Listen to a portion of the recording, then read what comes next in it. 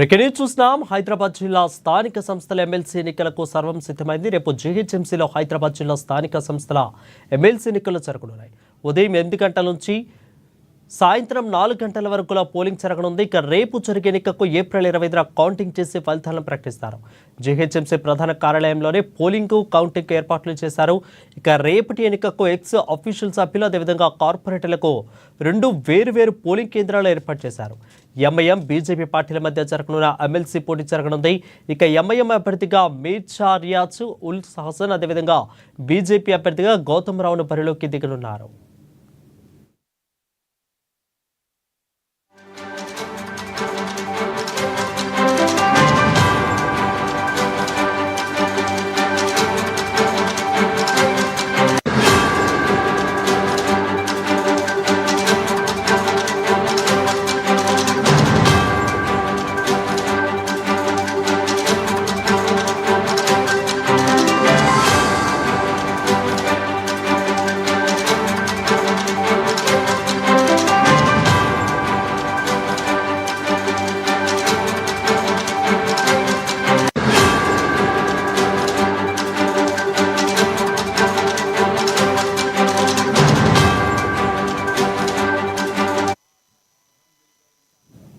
ఇక హైదరాబాద్ జిల్లా స్థానిక సంస్థల ఎమ్మెల్సీ ఎన్నికలకు సర్వం సిద్ధమైనట్లు తెలుస్తోంది. రేపు జీహెచ్ఎంసీలో హైదరాబాద్ జిల్లా స్థానిక సంస్థల ఎమ్మెల్సీ ఎన్నికలు జరగనున్నాయి. రేపు ఉదయం 8 గంటల నుంచి సాయంత్రం 4 గంటల వరకు కూడా పోలింగ్ జరగనుంది.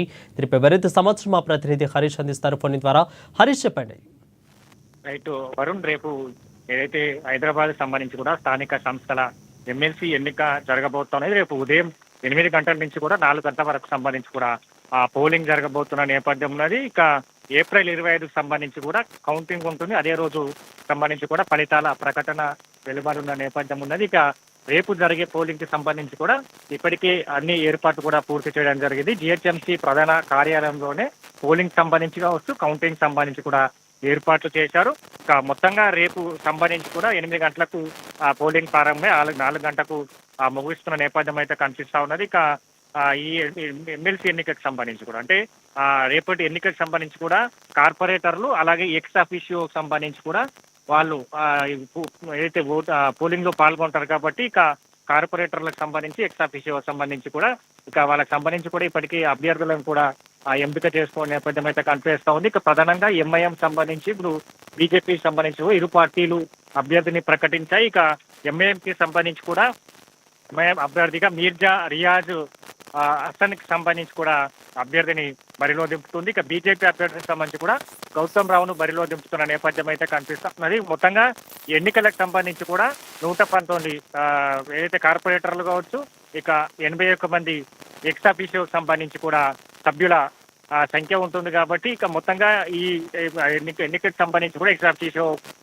కార్పొరేటర్లు ఎక్స్ అఫీషియో సభ్యులు రేపు ఓటు హక్కుని కూడా వినియోగించుకున్న నేపథ్యం అయితే కనిపిస్తుంది. ఇక పార్టీ బలాలకు సంబంధించి కావచ్చు, అంటే ఎంఐఎంకి సంబంధించి కూడా 41 మంది కార్పొరేటర్లు ఉన్నారు. ఎక్స్ అఫీషియో సంబంధించి కూడా 9 మంది కార్పొరేటర్లు ఉన్నారు. మొత్తం 50 మంది ఓటర్లకు సంబంధించి కూడా ఎంఐఎంకి ఉన్న నేపథ్యం ఉంది. బీజేపీకి సంబంధించి కూడా 18 కార్పొరేటర్లు ఉన్నారు. ఎక్స్ అఫీషియోకి సంబంధించి కూడా 6, మొత్తం 24 మంది సంబంధించి కూడా రేపు ఓటు హక్కును వినియోగించుకోబోతున్న నేపథ్యం ఉన్నది. ఇక ఈ మిగతా సంబంధించి అంటే ఇప్పటికీ బీఆర్ఎస్ కావచ్చు, బీజేపీకి సంబంధించి కూడా బీఆర్ఎస్ అలాగే కాంగ్రెస్ పార్టీకి సంబంధించి కూడా ఈ ఎన్నికలకు సంబంధించి కూడా దూరంగా ఉంటున్న నేపథ్యం అయితే ఉంది Varun. Right, thank you Harish for the clear updates.